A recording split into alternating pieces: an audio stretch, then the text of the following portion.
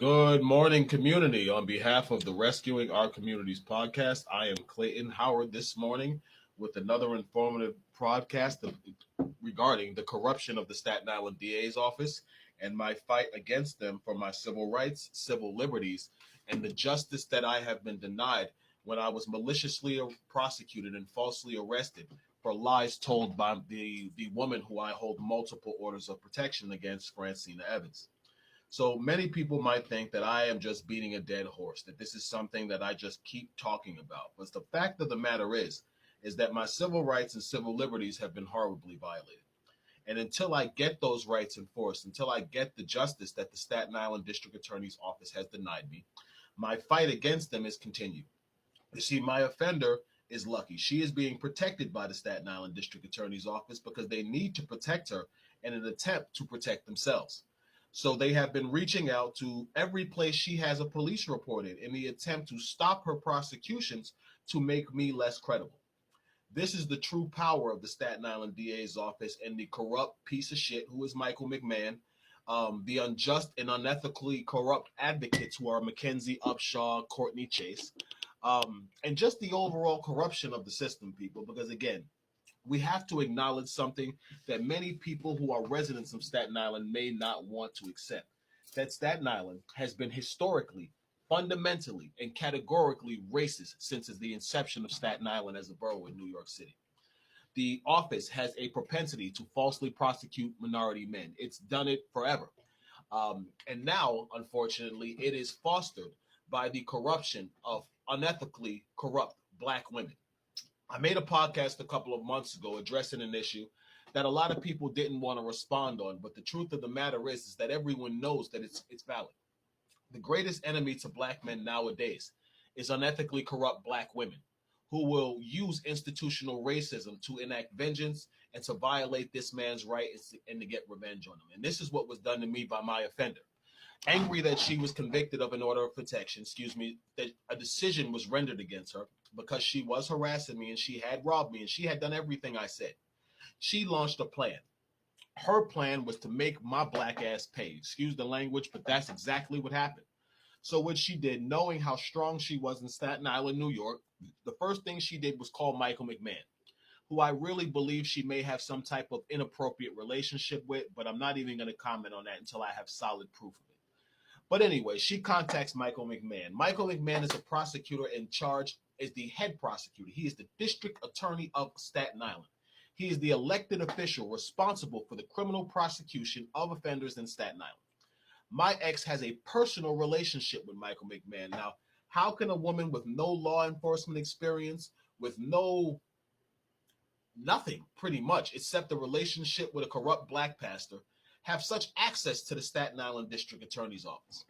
Now, see, that access might be justifiable if at the time nothing had been lodged against this woman to counteract her claims of domestic violence. But that wasn't the case, people. See, when I was actually criminally charged, my ex had just been found guilty of this order of protection, which means at the time she made the report, she was a convicted offender in domestic violence, registered in the domestic violence registry for harassment and burglary. Now, ladies and gentlemen, this has been almost 2 years ago. I've successfully defeated the case. The case has been completely closed and sealed because Staten Island did not want to acknowledge the truth. And my lawyer was lazy. I look at it now, I'm a little angry, but it is what it is. He thought at the time, he didn't realize at the time how serious the situation was with the racially and biasly corrupt organization, which is the Staten Island District Attorney's Office. So he actually thought he was doing the right thing, in fairness to him. He didn't realize how corrupt this office was and just how determined it was to try to destroy my credibility as the actual trial-ordered victim of the domestic violence offenses of one Francina Evans. So like I have told you all, on December 1st of 2002, Francina Evans was found guilty in family court for harassment and burglary. A lifetime order of protection was issued against this woman to stay not only away from me, but my infant daughter, Dior Smith, who she was alleged to have assaulted. Now, my intention was not to be malicious. Actually, within 24 hours of this decision, I contacted detectives on Staten Island and I contacted prosecutors in Essex County, New Jersey, trying to relieve this girl of the burden of criminal prosecution, hoping that the order of protection would be enough that she would realize I want nothing to do with her and just leave me the hell alone. But people, I wasn't that lucky. Francina Evans is an incredibly bitter, selfish, and weak little girl. So what she did was go to her mom and her grandmother, and they went to the 120 precinct and they filed a false report on me. She waited about 3 days because she had what's called an I-card from New York City. An I-card is an investigative tool which officers will place on an offender they suspect to be guilty of anything. And they use that to bring you in, allegedly, to question you to see if you are guilty of this crime before they arrest you.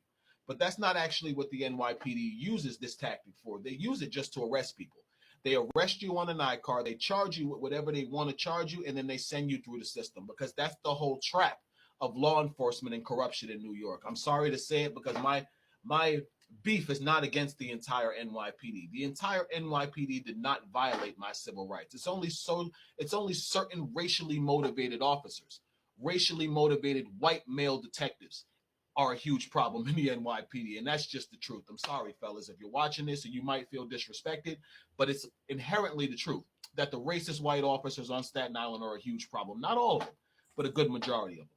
So she goes there, they put this I-cut on me, and 3 days later, she shows up in a town that I used to live, Carteret, New Jersey, and she uses that report and information to try to have me falsely arrested as the offender in this domestic violence dispute.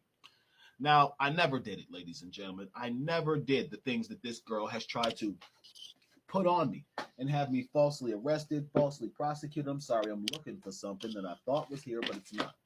I never did the things that I was accused of. But people, that didn't matter. I was a black male offender to them, and I want to be correct in that.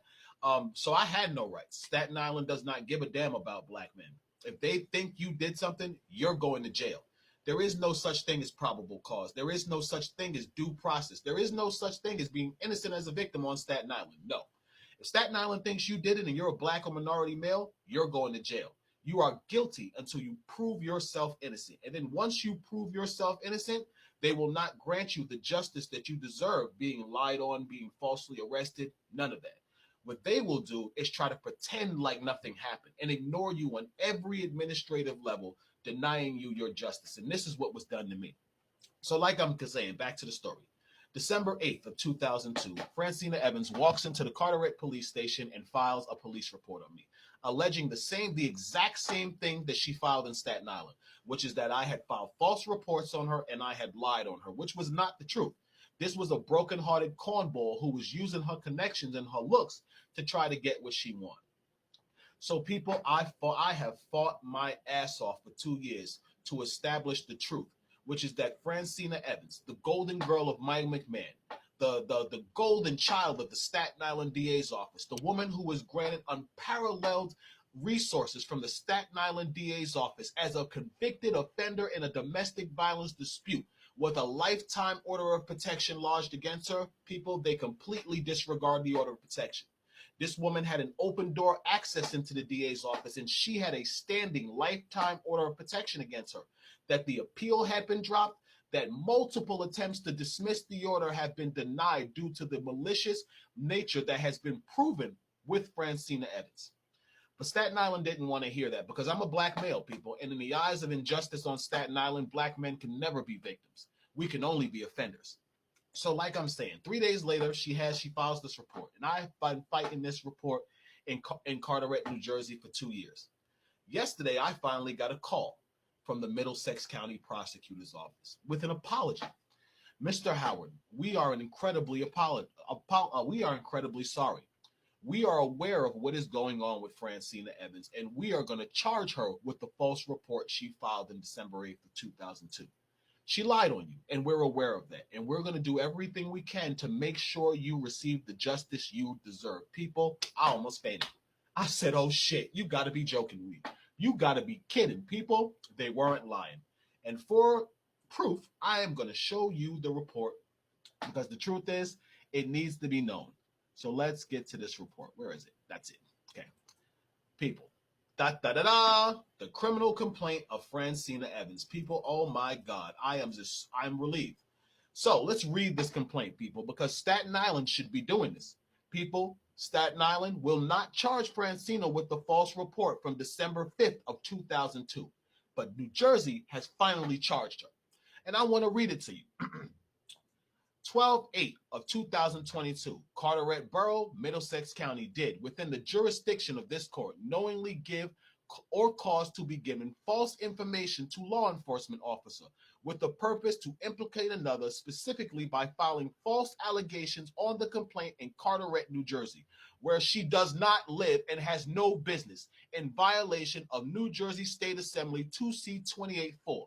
Within the jurisdiction of this court, with the purpose to harass another, engage in a course of alarming conduct with the purpose to alarm or seriously annoy such another person, specifically by making false allegations against the complainant using social media by disguising the complainant's face or voice and accusing him of abuse by attacking his name and credibility in violation of New Jersey State Assembly 2C 33-4.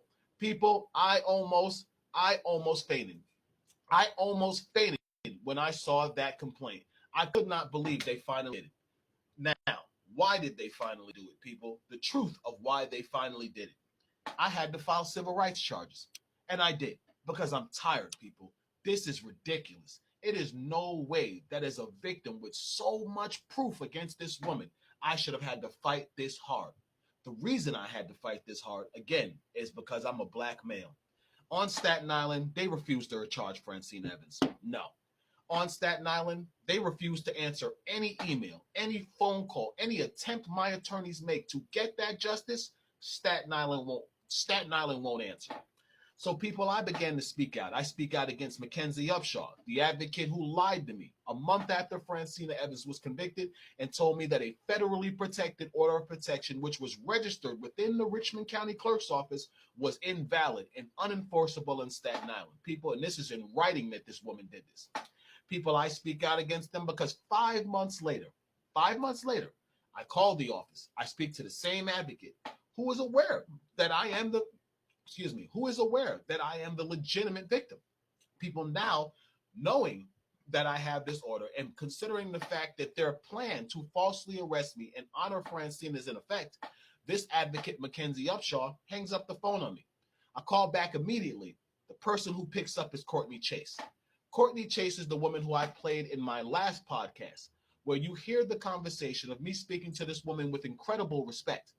Now, for some reason, I get a phone call from a detective yesterday, and I wasn't told I was going to be arrested, but this detective asked me about Courtney Chase.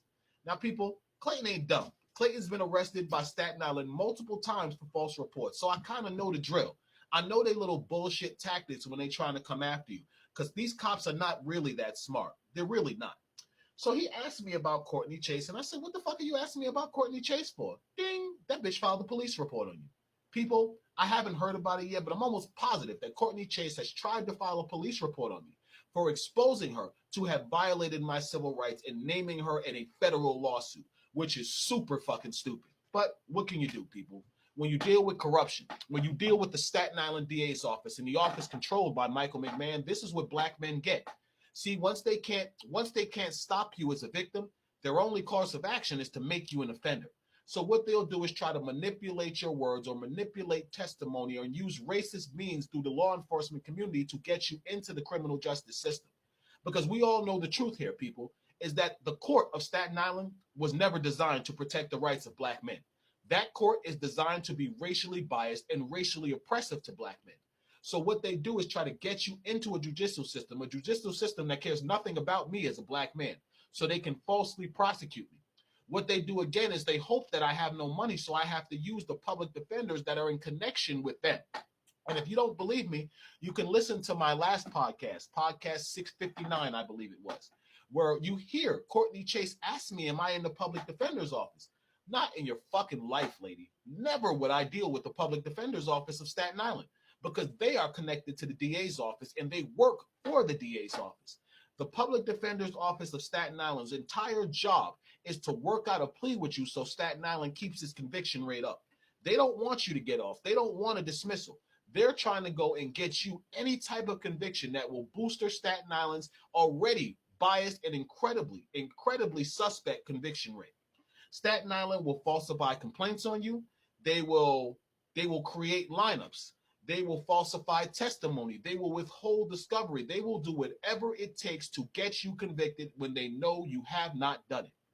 Tonight, I'm going to have my first guest, and his name is Victor Abraham, and he was falsely arrested by Staten Island. He was falsely arrested and charged with a robbery for which he spent 1 year in Rikers Island. And they did everything they could to send this young, innocent black man to jail. But thank God he was acquitted. Now, he himself has been advocating against Staten Island's DA's office, and I believe he definitely has the right to, because what they did to him was totally wrong. I reviewed his case information. They totally set this kid up. But see, that's the power of Staten Island. That's the injustice of Michael McMahon's office. It's to set up innocent minorities like they are trying to do to me now. But like I've been telling the people, come with it. I'm ready for whatever you got. Because, see, I can prove that Mackenzie Upshaw, I have multiple recordings from Kenzie Upshaw. I have multiple recordings from Courtney Chase. I haven't played them all, but I have at least 2 from Courtney Chase. I played 1 yesterday. So I want to correct myself when I said that was the only recording, because it's not. I have 2 from Courtney Chase, 1 from Albert Crawford, 3 from Mackenzie Upshaw. People, I have kept receipts, because the power of receipts are what's going to save me in the fight against the corruption of the Staten Island DA's office. Now, people, it doesn't have to be this way. As I just showed you, New Jersey has finally charged Francina Evans with filing false reports. People, Francina Evans has 15 police reports against her that have been closed or declined to prosecute. In the history of domestic violence offender, there has never been an offender with 15 reports against them that has never been criminally prosecuted for contempt. Francina Evans is the first one. Now, we have to ask ourselves a legitimate question. Why is Francina Evans so special that she's not charged with all of the false reports, the lies, the slander, the attacks, the social media? Why is she not charged with this, people? I'm going to tell you why. Because charging her exposes what Staten Island did. Remember, people, she was found guilty of harassment and burglary. Staten Island, in an attempt to try to bolster her social credibility, honored her through an event at St. John's University and honored her as Victim of the Week. Now, people, at the time they honored this woman, she had a standing order of protection she had been convicted of after trial. Not only that, she was on trial. She was in the process of a criminal prosecution for violating the rights of the same man who she had an order of protection against. All of this Staten Island hid from its community. Instead, they put Francina up because she was an attractive black woman. They allowed her to lie on me in St. John's University, claiming coercive abuse, claiming litigation abuse. Victor Brown, after my charges were dropped, Pastor Victor Brown, the embarrassment he suffered, he said, no, I can't have that. So what he did was allow her to go before his church and retell the lie, claiming litigation abuse. So people, being unprosecutable by Staten Island, Francina thinks she's Superman. She thinks she can't be touched. So what she does is she files charges in New Jersey trying to claim that I'm litigation abusing her, filing false reports, using the order of protection to harass her. Now, people, for the last 8 months, I have fought that motion and petition, which about a week ago was definitively dismissed. And I read the decision of that motion, and I read the final decision of that motion intentionally, because I needed my audience to hear the truth, which is that this judge told the truth, that Francina has been filing charges on me because she doesn't like the fact that she was found guilty in trial for valid information, people. See, that's the key here. I couldn't have made up enough discovery on Francina to convict her if she wasn't guilty. People, they don't want to give black men, strong black men, orders of protection against women. People, it had to be pretty severe if this woman has a no contact 1,000-foot keep away that lasts for life against her to stay away from me. And I am listed as the victim. But the injustice, the corruption of Staten Island refuses to honor that. So I am going to turn up my efforts against the Staten Island DA's office, not to be malicious, people, because the truth is it needs to be exposed. It needs to be exposed what Staten Island truly does to innocent black men like myself. I was a victim. I had rights. I had a federally protected order of protection, which the racist institution of Staten Island refused to honor. I had unjust black women, advocates, the Courtney Chases, the Mackenzie Upshaws, who used their position to lie to me to try to discourage me from enforcing my order of protection. As I've said several weeks ago, people, the greatest enemy in law enforcement to innocent black men is corrupt black women. Black women who use institutional racism to oppress black men like myself.